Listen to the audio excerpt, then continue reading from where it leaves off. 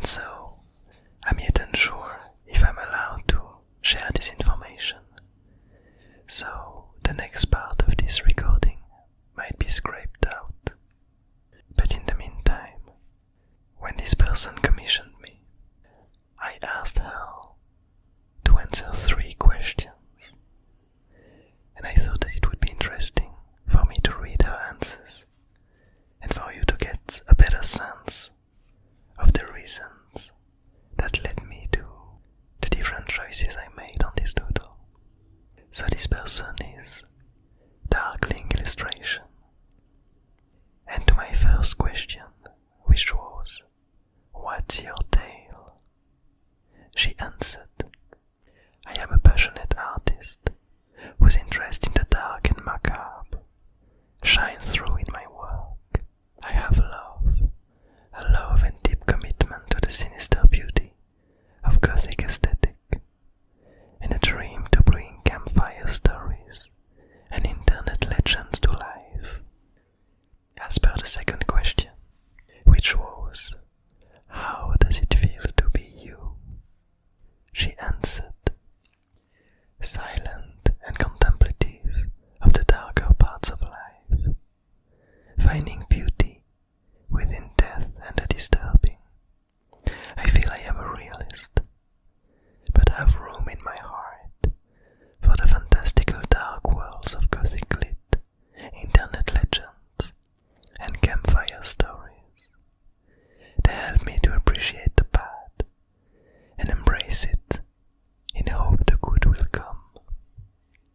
She then added a quote from Tony Wilson. The quote is as follows: "It's my belief that history is a wheel. Inconstancy is my very essence, says the wheel.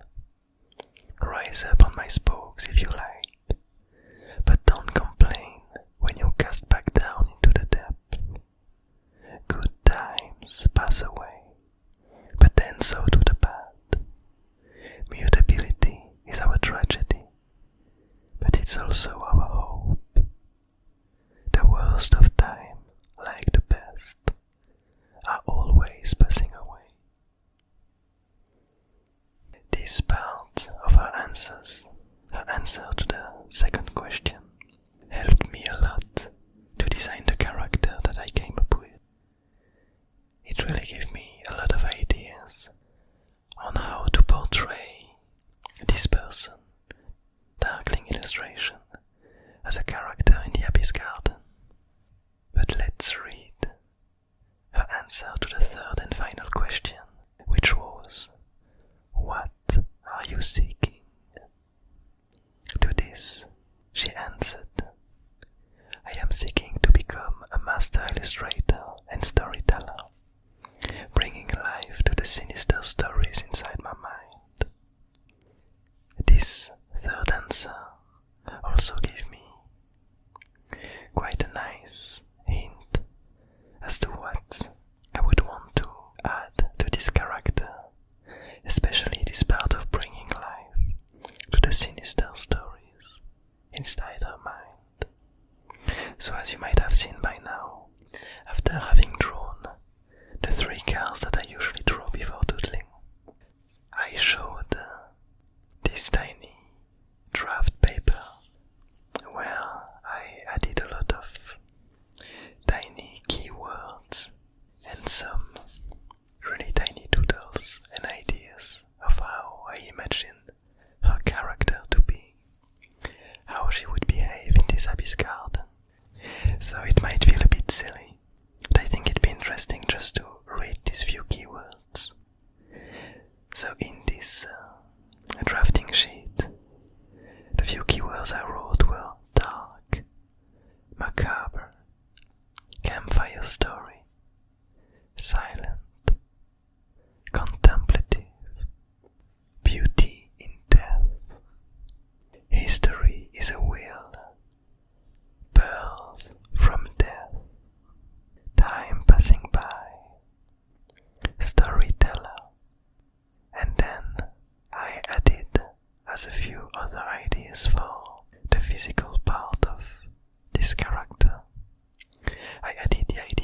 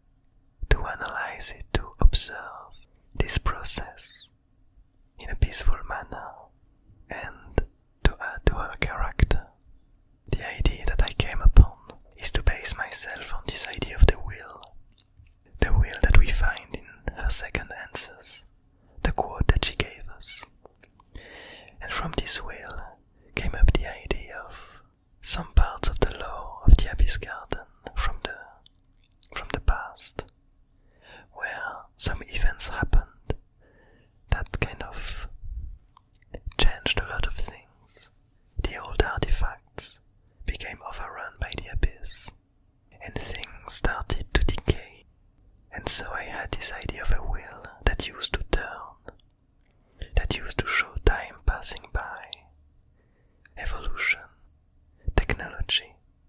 But this wheel has been left to rot. It's no longer being used, and it has been overrun by some planty creature that has fused with it. And so her character is this overgrown wheel that is growing and looking around for these old creatures, for these long dead relics of the past, peacefully wandering around, attaching herself to them, and somehow listening to their stories, listening to who they were, to what they wanted to be, to what they were seeking. And as she does that, the main ability or power, the main task that this character gives itself is to turn these ideas and these memories and this relic of the past into new creatures, giving birth from decay, repurposing old ideas into new ones. And so she's always wandering with this stick, on top of which is an upside down sand clock, surrounded by this plant-like overgrowth that expands from the wheel.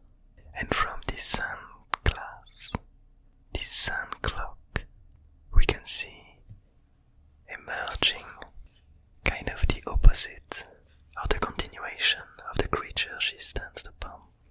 So at the moment, on this peculiar doodle, we see her encountering kind of a familiar face, this old peaceful demon that we've seen here and there, and we see her attaching to it and listening, scenting the plants that grew from its decay.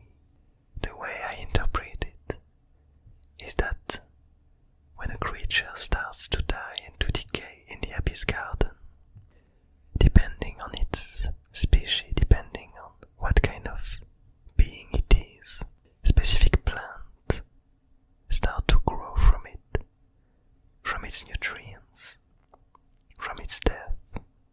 And these plants leave out special material, special pollen that this character is able to perceive, to listen to. And so as she travels around, she finds these different flowers from the dead, listens to them, and from these whispers she creates new beings emerging from her sand clock. And so what we see here is this familiar creature that has died, that has decayed, these specific flowers that grew on top of it, her character listening to them, and on top of her sand clock we see 3 new baby creatures emerging from it, emerging from the sand, emerging from the wheel. And these tiny creatures kind of look like an upside down version of the original one, this time looking a bit more like some kind of squid creature with an aura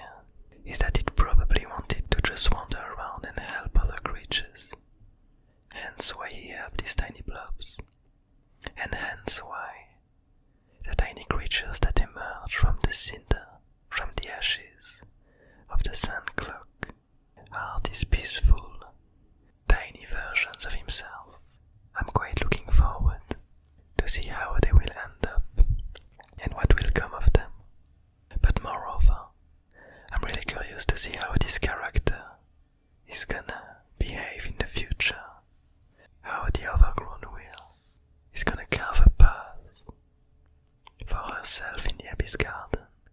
What's gonna come of her? Which creatures is she gonna encounter? What will she make out of the decay of others? So in the end, I feel like I'm personally quite happy about how this character turned out. I like the idea behind it. I like its lore, where it comes from, and its purpose. But there was something else that kind of added to its design. And this was the 3 cards that I drew before creating the draft for this character.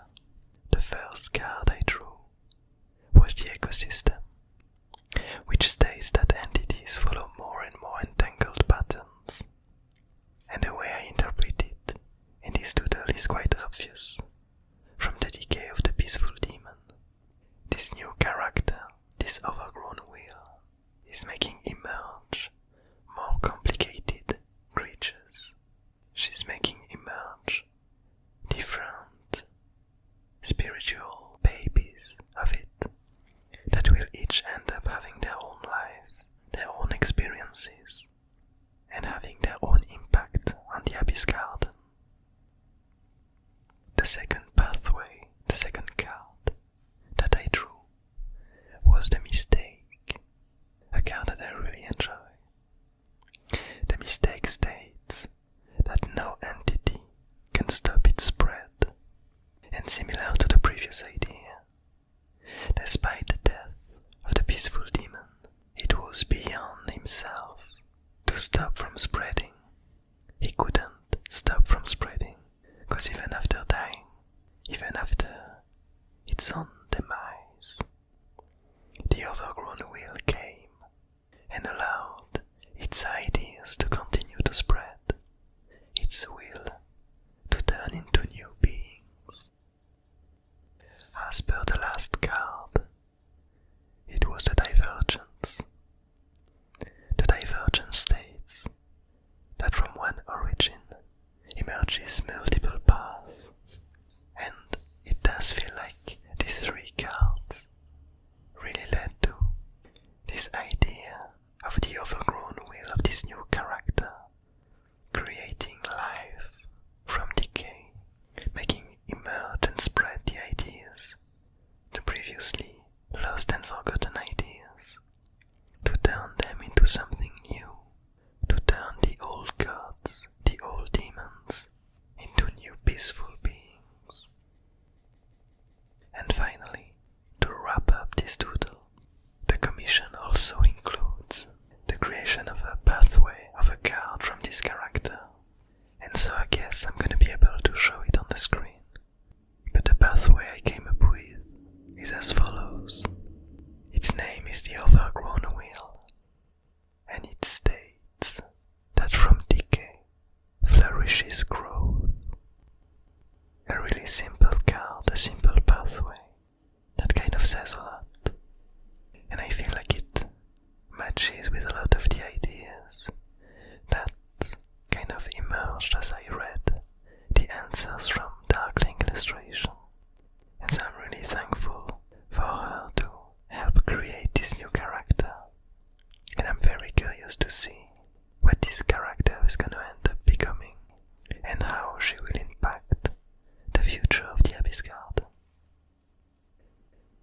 I hope you enjoyed it. I hope you like this character too. I wish you to have a nice morning, a nice evening,